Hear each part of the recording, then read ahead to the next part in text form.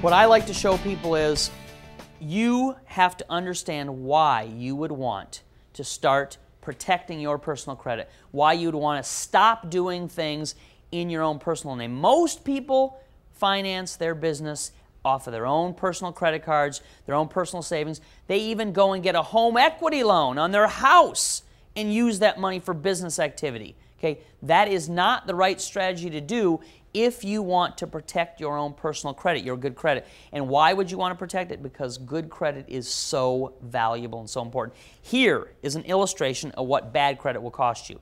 You know, you do a few deals, you get that activity to show up in your own personal name, your FICO score starts to go down, and it starts to cost you more and more and more money to do your next deal, to do anything, to get access to any kind of product. So you could be paying hundreds of dollars more because you aren't managing your own good personal credit. People say, Tom, why do we care about personal credit? Because we're going to learn how to do things in the name of business. Well, we care about good personal credit because there still are so many things that are dependent in this society on us having good personal credit. Here's another great example. Your insurance will cost more if you don't maintain good personal credit. Most people don't know that your premium is now based on your credit score. Why do you think they get your Social Security number on the application?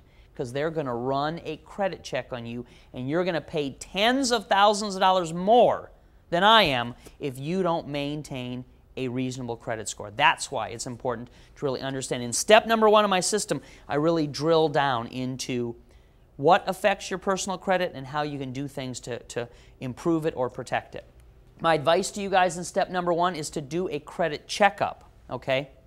And the place I recommend you do that is Equifax.com, because you can get a 3-in-1 credit report from Equifax for a very reasonable amount. And you're going to want to see your credit score, you're going to want to see your 3-digit score, and you're going to want to see your report from each of the 3 bureaus, okay? Now, when you start to look at your own personal credit report, you're going to start to learn exactly what it is that affects your personal credit. Let's talk about some of the myths and some of the wives' tales that surround personal credit. Okay, this is what I call the credit pie, okay?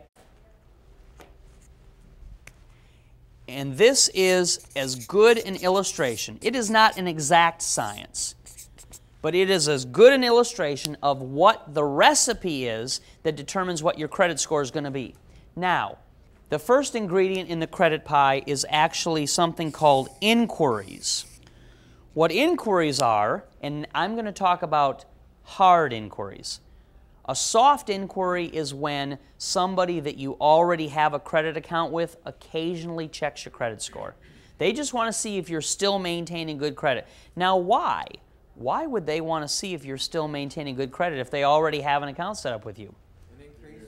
Because they are allowed by law in their little bylaws to increase your interest rate if you do not continue to maintain good credit. So they have a very vested interest in checking up on you and seeing if you still have a good credit score. So once you get credit, that's not the end of it. You don't just walk away and forget about it. You have to continually be vigilant and maintain a good credit score. Now, inquiries, in my opinion, are the thing that affects you the least, and they're the easiest thing to get removed from your personal credit report. So inquiries do not have the kind of huge damage to people's credit report that some people think, but they are an issue, and the good news is they can easily be removed. Okay? The next ingredient in the credit pie is credit history. What does that mean? That means how long have you been using credit? How long ago did you set up your first credit account? Get a credit card, get a loan of some type. So the longer your credit history, the better your personal credit score is going to be. So that's a very important ingredient in the credit pie. Another big ingredient is available credit. Okay, when I say available credit, I mean if you have 4 personal credit cards, each with a $20,000 limit, How much available credit do you have? I'm not talking about how much you've charged on each card. I'm just talking about what the limit to the card. How much could you? Well, right now, you have $80,000 of available credit. Well, Tom, I have a home equity line of credit. How does that factor in? Guess what? That is revolving credit. Okay, that's credit that you can use and you can pay back at any time. So that goes into the formula. So your home equity line of credit is going to add to this. So you now have $100,000 of available credit in this scenario. So part of the determination of your credit score is going to be based on the fact that you have $100,000 of available credit. The other big piece of the credit pie is, of course, guess what? Debt. It's called debt. Okay? The next big piece is debt. Okay? So how much of this $100,000 are you currently using? I mean, how much revolving balance do you have month after month after month that you're not paying off? So here, if you have maxed out this card, if you have a $10,000 balance on that card, if you have a $5,000 balance on that card, and you've taken all of your home equity, okay, you have, in this scenario, $55,000 of debt, okay? Now, when you are using up to 30% of your available credit, that is helping your credit score. That's a good thing. Because what you have to realize is, as I mentioned, the companies that report your credit are not nonprofit organizations. Well, the system, the FICO system, was created by for-profit companies for one reason. What was it created for? It wasn't created to protect us. It was created for the reason of they wanted to come up with a formula that showed them how to make the most amount of money. Well, guess what part of the formula is? Anybody that maintains some reasonable amount of debt and pays interest every month, that's the best customer for these lenders. That's going to give you a better credit score than somebody who pays off all of their debt month after month after month, never carries a balance, never pays any interest. So it's okay to carry some debt and pay some interest. That doesn't hurt your credit, okay? But where you start to get in trouble, where you start to harm your FICO score, is when you start to exceed 40% debt versus available credit. And you start to take a huge nosedive when you exceed 50%. So in this scenario, now the more debt we carry, the worse, the more harm we're going to do to our FICO score.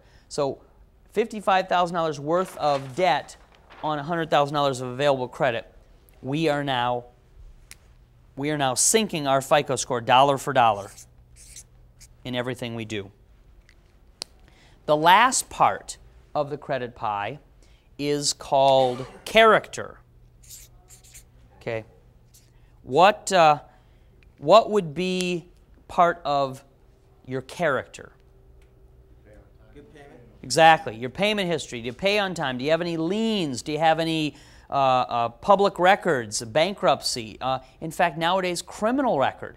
If you have a criminal record, that's in the public record. That is the hardest thing to get removed from your personal credit report, is something that's in the public record, like some type of criminal activity. So you have to realize that anything that you do that affects your character is going to have some kind of effect on your FICO score. Business lines of credit are your shortcut to money.